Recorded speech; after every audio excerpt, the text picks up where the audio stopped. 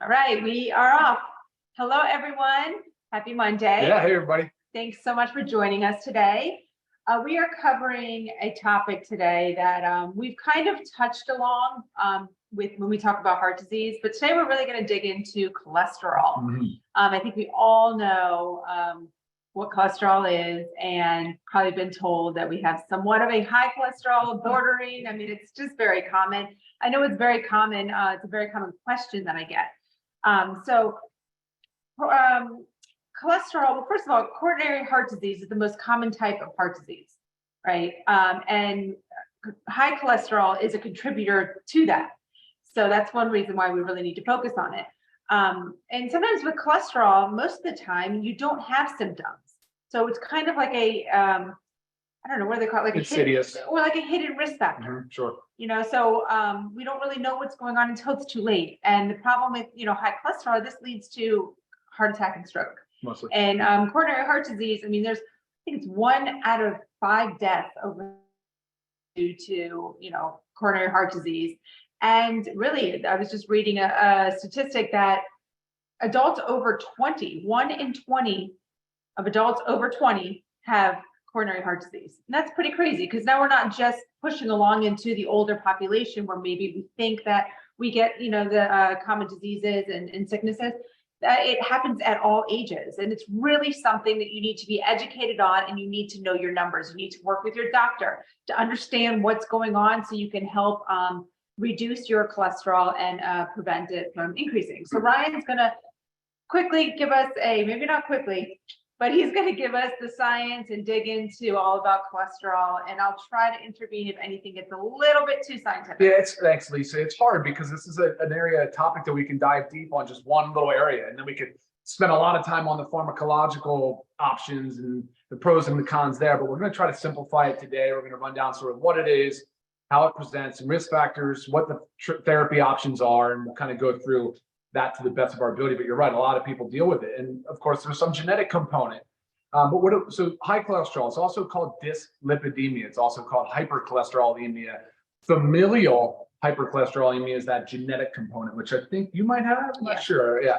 Anyway, so those terms just describe an abnormal lipid panel. That's what your cholesterol panel is referred to as, but it's really just measuring cholesterol as a type of fat. So they call it a lipid panel.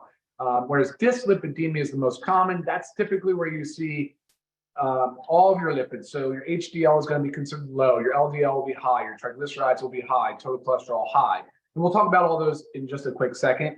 But she nailed it, right on the head. It's the coronary artery disease part that we're most concerned about. So it all contributes to heart disease. And when you look at heart disease, like Lisa said, the number one cause is CAD, coronary artery disease. And that's a buildup of plaque. That's what they call atherosclerotic disease. And actually, there's a term now for it, atherosclerotic cardiovascular disease, ASCVD.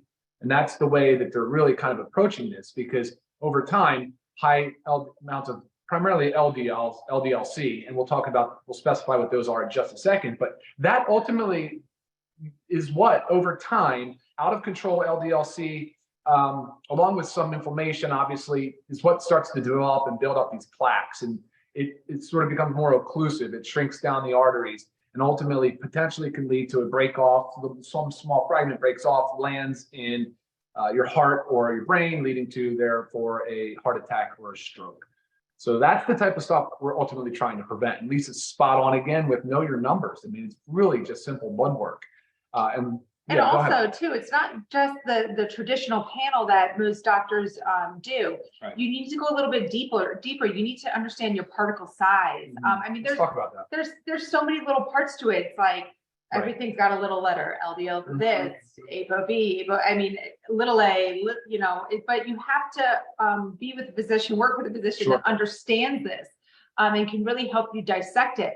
And, I'm pretty sure insurance covers the deeper test, but I know it's not expensive if it doesn't. And it's so crucial to your health that you have got to know these numbers. Yeah, let's just do that real quick. So traditionally, lipid panel is your total cholesterol, which is a number of 200 roughly is where your break off is. Then you have your HDL, which people refer to as your good cholesterol. However, they're showing that it doesn't offer quite the protection people think it does. So that's one area that's under more scrutiny now. Then you have your LDL, which is considered your bad cholesterol. That area is still being measured as LDLC.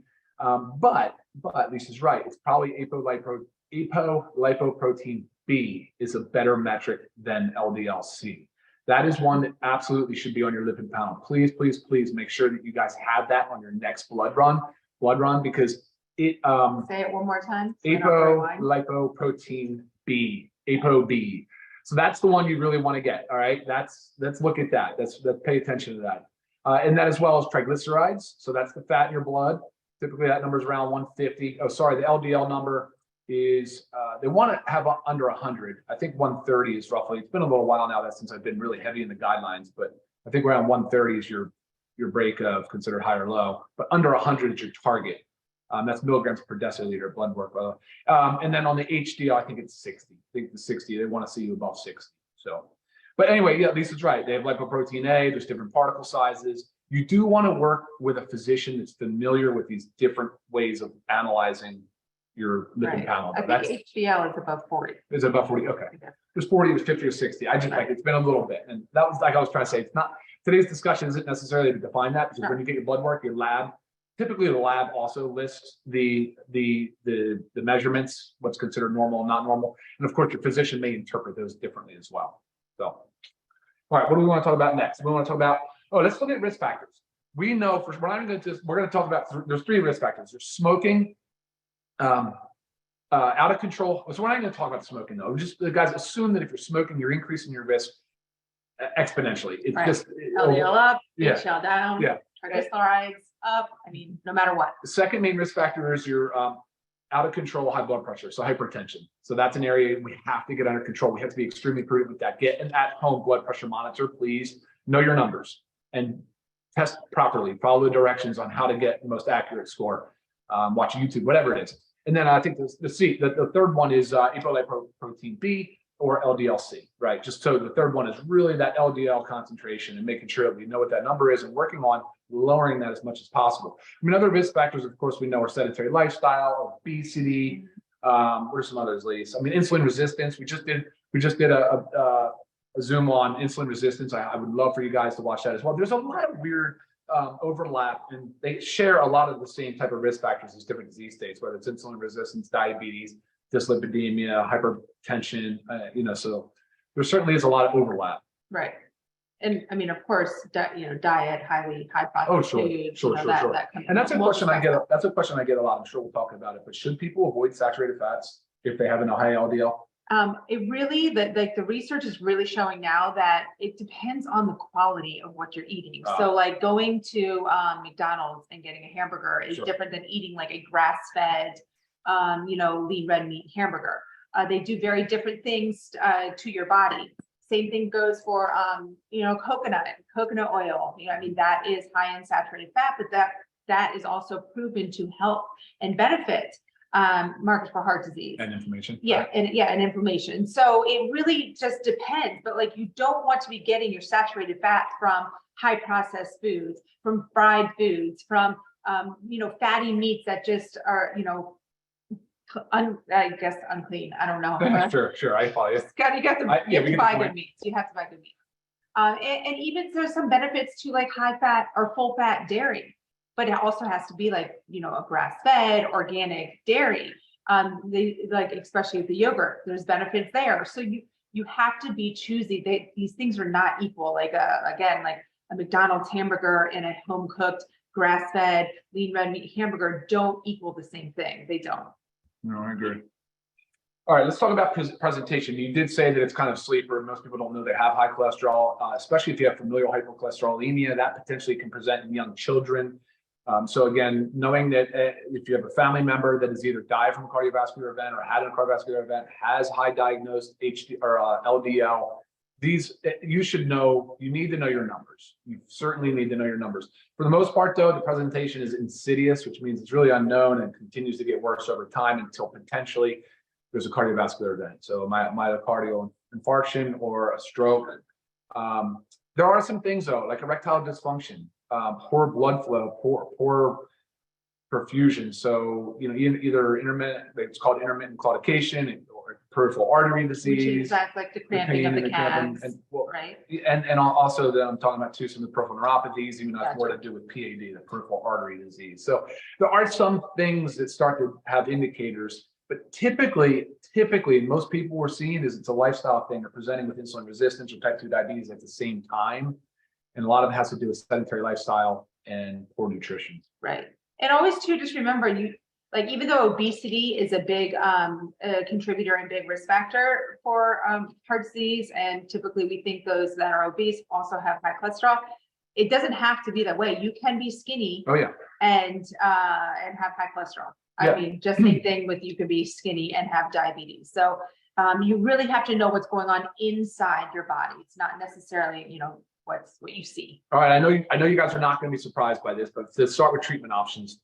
We know big pharma is involved here big time. And again, I'm not going to opine on that exactly, but I will tell you that the guidelines still specify that lifestyle changes is number one. Always, always, always lifestyle changes. And that's the message that we're trying to convey to you today. Probably because the insurance, the way that, especially on the American side, the way that our chronic disease is managed, it's all done through insurance, and it's all done through, reimbursements. And there's not much there when that first diagnosis comes in with dyslipidemia for lifestyle changes. I mean, hopefully there's at least an introduction, like a conversation on it, but then you're sent home and left to figure it out all by yourself. And that's not cool. Like, that's seriously not an easy thing to do. It's awfully intimidating at times. And so that's part of the reason why we do these Zooms too. We get a lot of questions, and it's helpful for us to have this content to share with everybody and to let you know that the first place, and of course the most impactful, is lifestyle. And it's not just supplementation. We'll talk about that in a minute, but certainly we'll go through that, because beyond that, the next thing is statin drugs. And we know that statins are widely used. I don't know, in America alone, I think it's 40 million people are on a statin drug, and that just number continues to climb. They are effective in a lot of ways, but they come with some downsides. And I always talk about from a drug-induced nutrient deficiency, right? We've done this, I believe, the video. We've done a drug-induced nutrient deficiency Zoom on statins. I think we've already done it. But nonetheless, there's quite a few things that happen when you go on a statin drug. And that's what I want to touch on real quick now, Lisa, and then we can jump into some other things related to stuff. But real quick, it could deplete your body of, so if you start a statin drug, it can deplete your body of coenzyme Q10. It's the way that statins work, they're considered, the mechanism of action is an HMG-CoA reductase inhibitor. So it basically stops the production of LDL cholesterol. But with that, potentially, we're losing our coenzyme Q10 stores, right? Also testosterone. So it can affect our testosterone production, because remember, I didn't talk about this, but cholesterol, of course, is a precursor to sex hormones. We need cholesterol. It's an essential component and structural component of our cellular membranes. So, it's interesting that Lisa think LDL, like when kids were born, is like next to zero. And then, like, I don't know, in their early years, it's only like 10 or 20 milligrams per deciliter. And then over some stage in our life, it starts hitting. And we're undergoing the most rapid brain development, and as a child in the first year of life, and second, third, and fourth, fifth. And so your LDL is so low. So for the people that say you need high LDL numbers, I'm sorry, I'm just not in that camp. Right. Yeah, I do support aggressive LDL lowering. I really do, but I want to do it as much as possible with lifestyle. Right. Right. So lowers, I said testosterone, because we know it's a precursor to sex hormones. Lowers vitamin D, right? We'll talk about that. That's an essential. We need our vitamin D. It lowers vitamin E, lowers selenium. I think that's it. Maybe a few others. Let me see if I have. Carnitine. Carnitine, zinc, copper, and omega-3 fatty acids. So omega-3 fatty acids as well, which we'll talk about because of the factor form. Right. And even though, this statins do deplete certain minerals, and they can have side effects within your body, yep. It is still, it's very important to be on them if you need to be on them, because the risk. The risk reward. Yeah, sure. It's more important to have your cholesterol numbers down. What the goal is here is to really help you. Say you are on a statin or a cholesterol lowering medication. Our goal here is to help you start to decrease naturally through lifestyle and supplementation.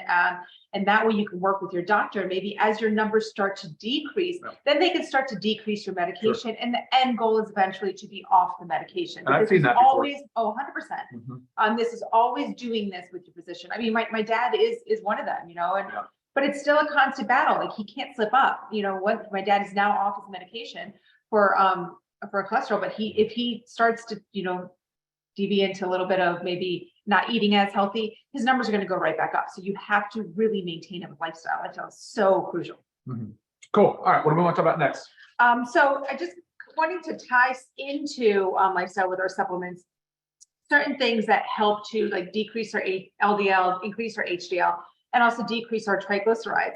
And some of those things can Did you say that correctly? I'm sorry, did I hear that properly? Decrease LDL, increase HDL, and decrease triglycerides, if I did not say that correctly. But one of the big things for LDL is high fiber foods, soluble fiber. Soluble. Thank you, fiber. And that's a case of fiber in our coffee. We've added that in there. So that's just another benefit to our coffee. But you know, you can also get that with eating high fiber foods, your beans, oats, but always, you know, trying to make sure we're keeping a low carbohydrate diet as well with cholesterol.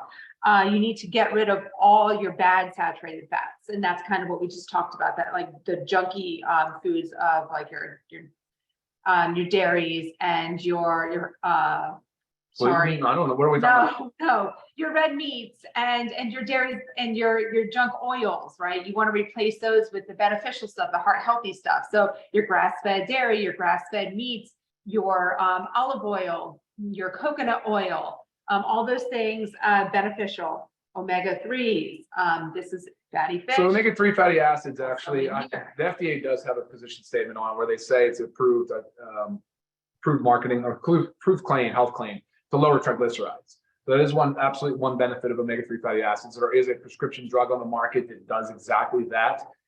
Typically, the dose starts around 1 gram, so 1,000 milligrams of EPA and DHA. But truthfully, it's around 3 to 4 grams where it really starts to lower cholesterol. Right, which is what, you know, we always say you can increase. You should increase. Your factor 4, you know, we say 2 per day, but if you're really working on something, you can increase your dose. What is it, up to 8? Well, so 2 of these a day, like this is the dose. 2 a day is 1,000, basically just under 1,000 milligrams of EPA. Which is good maintenance. Good start. Good has good for inflammation, all that, but really you need to increase it to about 6 soft gels per day to get to the 3,000 milligram ballpark to start to lower your triglycerides. Right. So it's super important. And you know, we always struggle, like it's great to eat your fatty fish. I mean, I would eat salmon every single day of my life if I could, but we also know that our sea is not as, you know, clean as it was, and we can start to show buildup of mercury. So you also have to limit that. So that's where it's really great to be able to supplement. So I try to balance how much salmon I have a week, and I make sure I always get my factor 4. 0 trans fats, like 0, even the smallest amount is going to increase, can lead to increasing your LDL. That comes in your packaged foods, guys, like your Twinkies, all that junk that we like love, you know, to walk down those center aisles of the grocery stores, and they're all in there. There's filled with trans fats, and legally they're allowed to put on their 0 trans fat, even if there's like what, I think it's 0.5 something. I think it may be 0.5. So just remember those foods, the trans fat is made to increase the shelf life. So it lasts on the shelf longer. So if you see something like there, then it can last on your shelf for 6 months. Red flag, something's wrong. Years, probably. Right. I mean, exercise, crucial. You have got to exercise. Studies show that, especially high intensity interval training. And with high intensity interval training, that's where the most benefit is seen with your cholesterol. You don't have to do that, but more than 1 to 2 times a week. I'm not saying exercise only 1 to 2 times a week. Just incorporate that into your active lifestyle 1 to 2 times a week. Okay. Actually, let me comment on that. I will say, so there's a study, and this is a good, strong study that showed about 50% reduction in mortality for those that started at least 3 hours a week of exercise. And I made a note here. I want to write it down. So 1 hour of strength of the 3 hours, 1 hour of zone 2. Maybe you can elaborate on what zone 2 is, and 1 hour high intensity. So that's like your boxing, your dance, your interval class type stuff. But divided up over the week. Right? Yeah. So 3 hours. It works for you. However it works for you. Absolutely. Okay. Yeah. And zone 2, that's like your sustained endurance. So you can talk during it. It's not easy. But you're like, okay, yeah, you're having like little conversations. You're not full blown talking. So it's maybe a super light jog. Maybe if you're riding a bike, just get up to where you feel like, you know, you're huffing and puffing, but you can still, again, hold a conversation. That's kind of how to monitor that zone 2. And would you say, was that an hour for the week? It was 3 hours a week. So 1 hour of Major. each, one I mean, hour okay, of strength. We have 1 hour of zone 2 and 1 hour of Okay. high intensity. So just being able to do that, if you can decrease it by 50%, that's huge. 50% reduction in mortality. That's huge. Okay. 3 hours a week. Commit to it, guys. As you said, vitamin D, which is kind of a, this is where it gets. So say you're on a statin and it depletes your vitamin D, but also if you have, if you want to add even beyond that, D, most people are low in vitamin D. Right. But you need to add vitamin D to get your cholesterol down. But you're taking a statin, they work against each other. So you got to make sure you're taking your vitamin D. Another thing to know is your numbers, because we all don't need the same amount of vitamin D. So if you're based on your blood work, you need to increase your dose. That's why we also have given 60 capsules in our vitamin D. B vitamins. Yeah, B vitamins, the goal to lower homocysteine. Exactly. So I was a very big proponent of making sure the B vitamins were in the multis, and we put them as methylated forms of B vitamin. If you're not sure what that means, we've done another Zoom, everybody can look them up, but that's how you want to consume your B vitamins, is methylated form. Yes. But the B12, B6, and then also the B3. So the niacin in here, niacin is another one, tool for raising your HDL. So keep that in mind as well, but it'll help raise your HDL. It'll help bring down your homocysteine levels. All very, very important sort of tools to help manage your risk. Right. Increasing more fruits and vegetables, adding in super greens and super reds. That's for the phytonutrients. A lot of that's for all your phytonutrients, antioxidants, and it's stuff you don't typically eat. They see it under the rainbow, but a lot of these are foods that are super high nutrient density. And of course have a lot of benefit to reduce inflammation. Right. And then you have the protein powder along with, where's our amino acids. Okay. So the goal here is to help you lose weight, because we know that if you are overweight, this is typically common of having poor cholesterol numbers, high LDL, low HDL, high triglycerides, because triglycerides don't just come from like the fats that we eat. What it is also is just extra calories stored that our body doesn't need for fuel right then. That's going to get those fats circulating in your blood. So a lot of times we don't think about triglycerides like that. It can just come from overeating. Okay, so really we need to focus on weight reduction.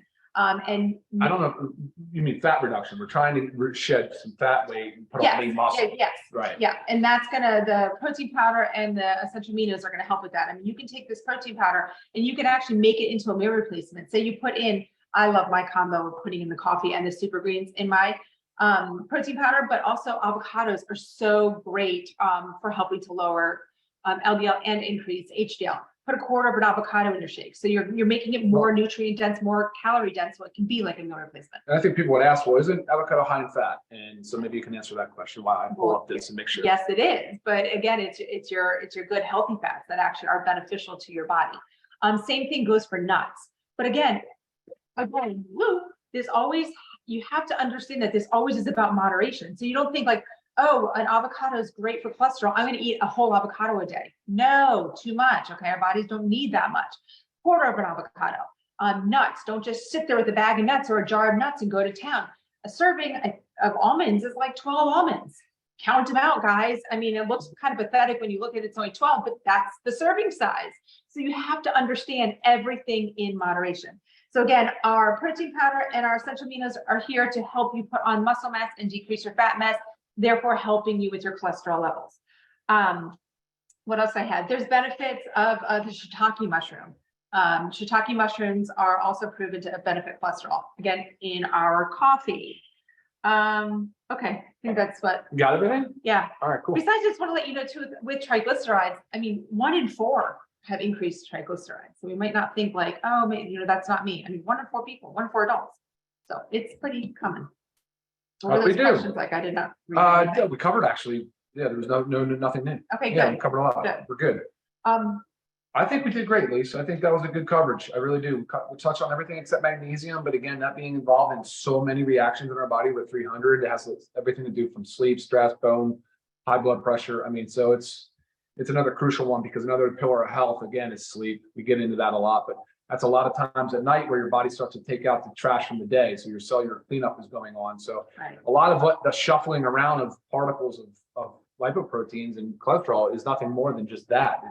it's removal of waste and recycling. So Right. keep that in mind, that sleep is also a really important part of this process. But that exercise thing, hit that hard. And I mean, you don't have to go crazy. I'm just saying, start with that 150 minutes, or like we said, 3 hours a week. If you could get that, that'd be even better. But really start there. Make sure you're covering your nutrient gaps. Make sure you're aware of any drug-induced nutrient depletions from taking the statin drug. Make sure you know your cholesterol numbers. Ask for apolipoprotein B. If you're getting told, maybe you can seek out a new provider if you're just not happy with what you're hearing from your current providers. Online telemedicine platforms now, and there's functional health providers that can help you understand and can do a little bit more of a deeper dive into your lipid panel. So all very important stuff. Watch out for your insulin resistance, because that is also another big one that contributes to heart disease. But get on the other Zoom and listen up about the type 2 diabetes, insulin resistance. I think this one's a great one. We had the blood pressure one. We had one on high blood pressure, because you heard me say, one of the top 3 risk factors is out of control high blood pressure. So know your numbers. You can do it easily. Blood pressure, cholesterol is an easy blood panel. Lisa said vitamin D is easy. I mean, you can get your insulin resistance done. It's a little harder because it's the oral glucose tolerance test. We talked about it. That's a big one though. So guys, that's the takeaway. I know it's not also super simple, but truthfully, once you start incorporating some of these simple lifestyle measures into your daily routine, it just becomes second nature. And honestly, along the way, I feel like you get better and well and more informed. And you just, I think then you know more, right? So, yeah, you're your own advocate for your healthcare. You need to take charge. You cannot rely on anybody else. And right here, we really have our ultimate wellness pack, guys. You can always add the coffee, into it. And we designed it for this purpose. We designed it because it's for health and wellness. It's not like one thing that's a quick fix. It's overall lifestyle, overall health and wellness. So make sure you get yours today and start reaping the benefits. Any further questions, always available via email. All right, you guys rock. Have a great day. Bye, guys. See you next time. Eventually here, you'll find it.